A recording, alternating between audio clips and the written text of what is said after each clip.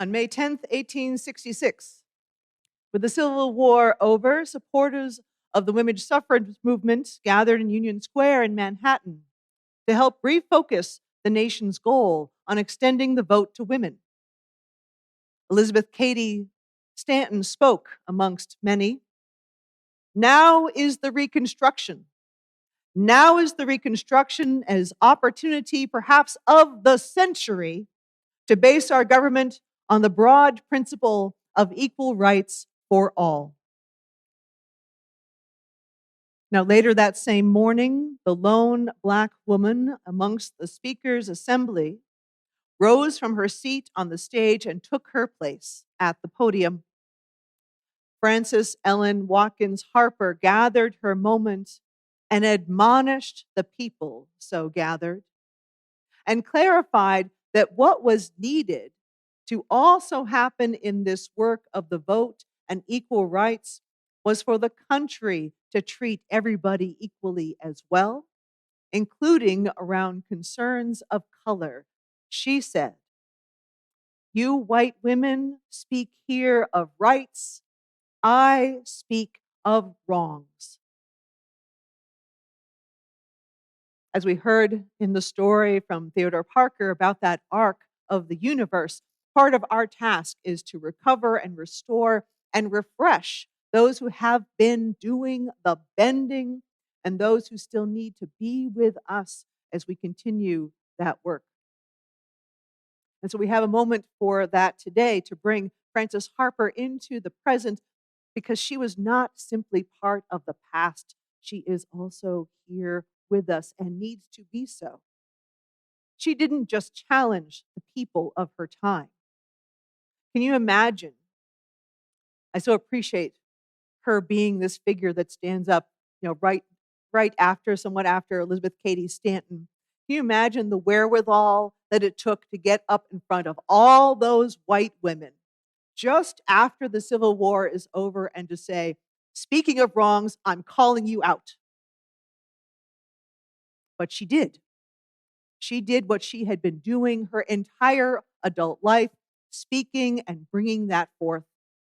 And so she continues to challenge us today as a people of faith as much as she did in her time around race and gender and class and voting and what the church says and what the church does and where's the difference.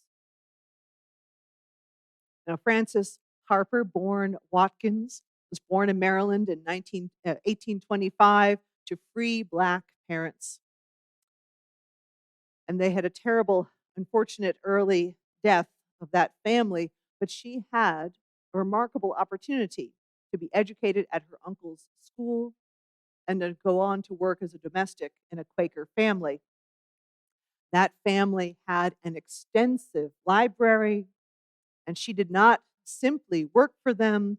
She was welcomed into their house, and she was welcome to read anything she wanted, and she did.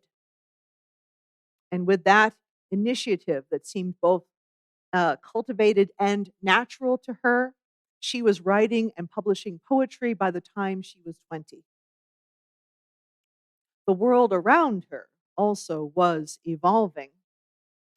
And while Maryland had been a home for her, it then became no longer a place of safety with the Fugitive Slave Act. She settled in Ohio and then in Pennsylvania, and she started to travel to speak against slavery. Now, Frances was a novelty for this time. She was a free Black woman traveling by herself in a time when women speaking in public was frowned upon by itself, but she succeeded. And she went forth and offered her presence and her oratory and spoke directly about the hardships of enslavement and the hardships of women, as we heard in that poem, "Bury Me in a Free Land." She also was an excellent businesswoman. She knew the value and worth of having books for sale at her appearances, for offering ways for people to buy a little bit of poetry or a little bit of a reading, and much more. Then, while speaking in Ohio, she met the woman who would become her husband, Fenton Harper.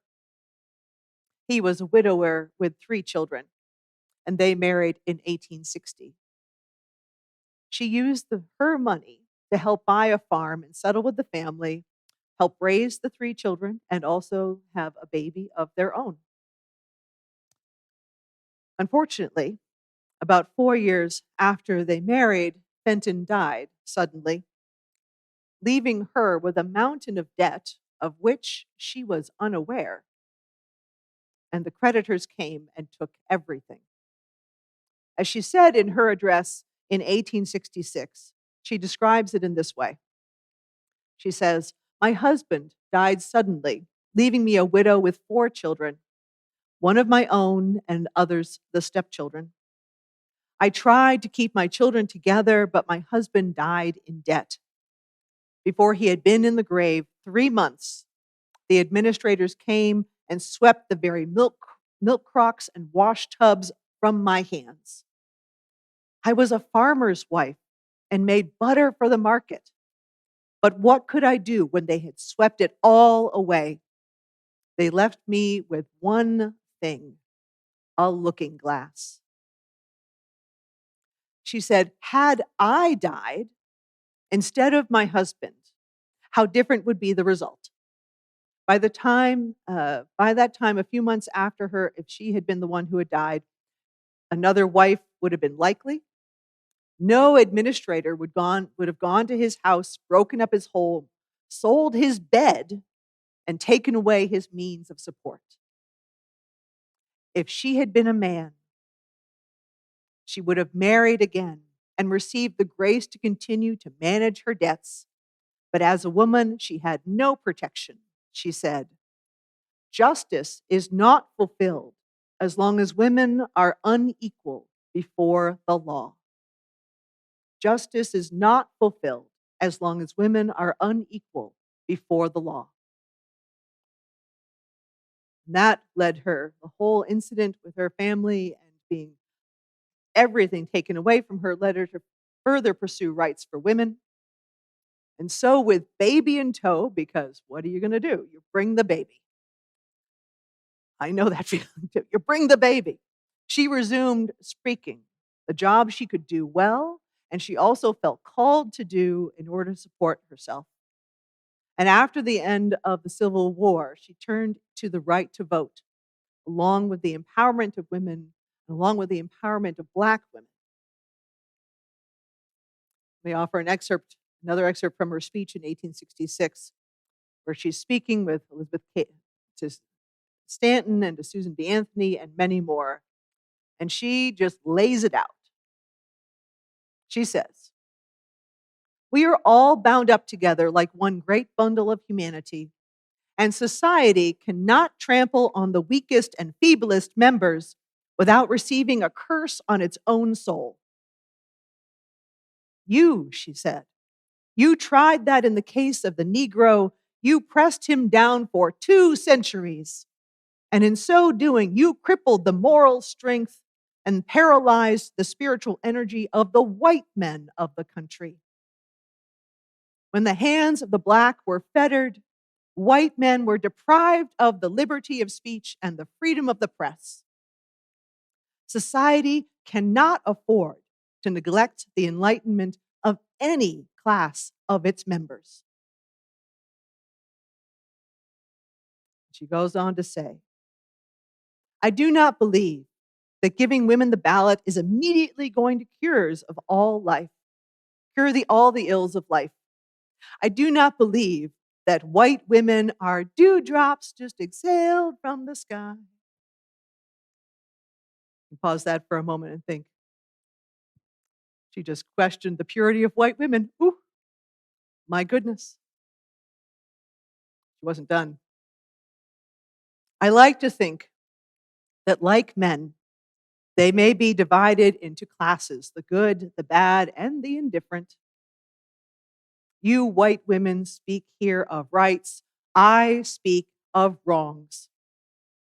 I, as a colored woman, have had in this country an education that has made me feel like if I were in the situation of Ishmael, my hand against every man and every man's hand against me, Let me go tomorrow morning and take my seat in one of your streetcars in New York, and the conductor will put up his hand and stop the car rather than let me ride.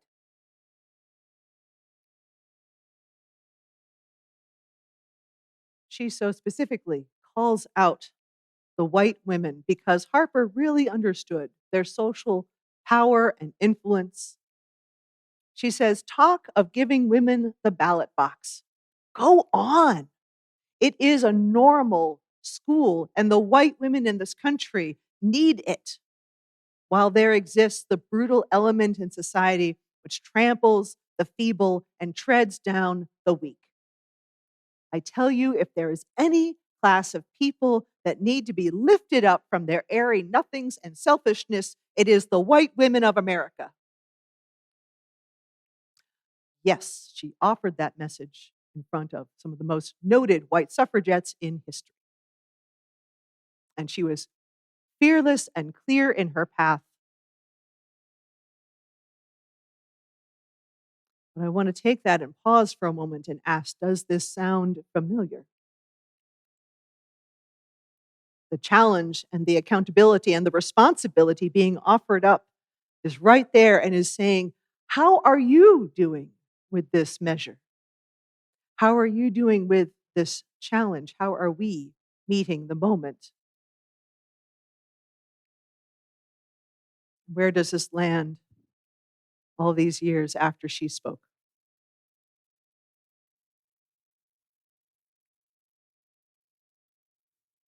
Frances Harper did not remain in the relative safety of the North in her effort. She, in fact, went south. She, in fact, went south while the Ku Klux Klan is forming, while people are destroying the lives of African Americans in an effort to exert power and control and take away wealth and take away the functionalness of any vote wherever that had been granted. And yet there she was, going as deep as she could to speak to the people, especially women who had been enslaved, who had been emancipated, who lived, most of them, in the same shacks in which they had been enslaved. She was able to do this traveling and this speaking. She did not know harm to herself. She was able to go forth and be this fearless. At the end of the 1800s, she was navigating the effort to secure the 15th Amendment that would ensure the vote for Black men. Now, this effort was a split, caused a lot of split in the efforts of the time for the suffragettes and advocates for the vote. Harper did not begrudge the men who got the vote before Black women. She simply continued the work for the rights of all women because she understood the level of injustice in our society based on gender. She understood how the value of the vote was connected to that. She has a poem where she criticizes, in fact, belittles a man for selling his vote for the sake of food. For Harper, the vote is too precious, even if it means an empty stomach. She doesn't let anyone off the hook, and she is still able to speak and be heard. In our time, we use the word intersectionality, thanks to Dr. Kimberly Crenshaw, who first coined it in 1969. Intersectionality speaks to the overlapping experience of gender and race and class and more marginalized identities that cannot be separated from one from another. Our ability and our location are deeply and thoroughly intertwined. Frances Harper spoke to it from the very earliest days of her life. Her experience of injustice as a woman, as an African American in the United States, understanding the levels of both wealth and poverty, understanding the fight for a voice and a vote, all of these are bound up, she saw, bound up with politics and power and access and religion amongst many forces.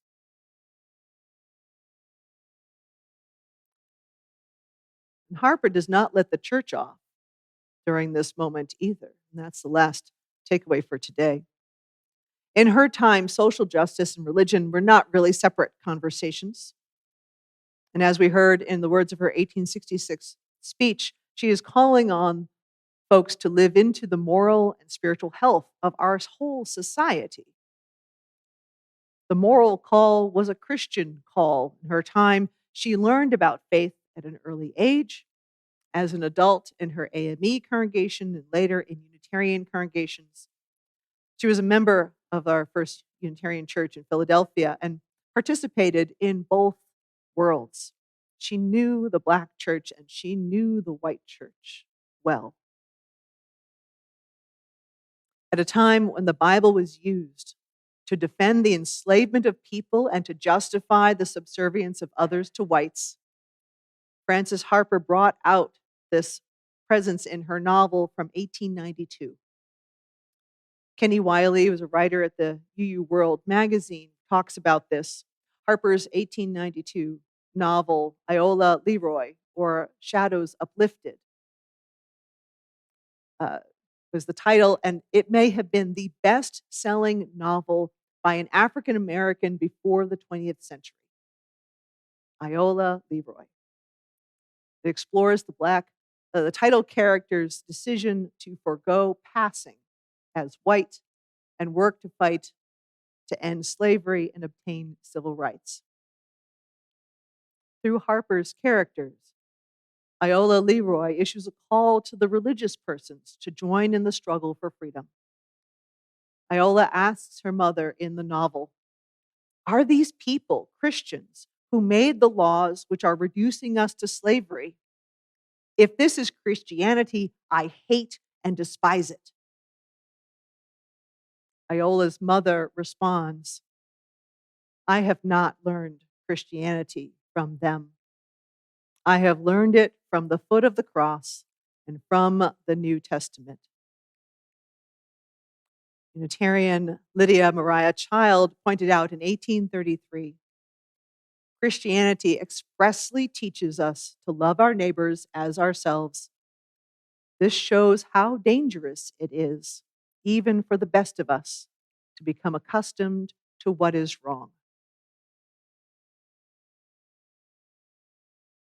This conversation about religion and what it is teaching and what it is being used for is certainly alive and well today. Harper was not alone amongst the voices saying, becoming comfortable with an injustice is not okay. As a church, as a people of faith, of any faith, we must keep returning to that original call and value that we are to be loving to one another equally. In our time, the Reverend Dr. Martin Luther King Jr. called us to be maladjusted. He called us to the arc of the universe and to be maladjusted, as does Harper. So I wonder, and I want us to make sure that we keep examining and pondering, how are we doing? How is the liberal church doing? How to remain true to the moment and not adjust and succumb.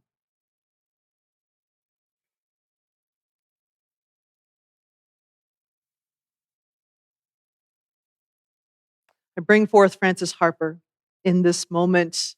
We have Black History Month, Women's History Month, and there's intersections, because we know it is not actually history. This is the work. We listen to these people from our past to call us forth into a future, remind us of what we must keep doing and how we must keep going. Harper died in 1911 at the age of 85. Her funeral was at the First Unitarian Church in Philadelphia. And she offered her gifts for that long life. She offered her gifts, her privilege as an educated antebellum African American woman, to raise questions of race, gender, class, theology, and the vote in one of the most critical centuries of our human history. We are learning to remember her again, as they did in 2016 by including her in the National Museum of African American History and Culture. Engraved in that museum are her closing thoughts from Bury Me in a Free Land. I ask no monument, proud and high, to arrest the gaze of passers-by. All that my yearning spirit craves is bury me not in a land of slaves. Let us take up this request, take up this call, and take up our part in the bending of that arc. Amen.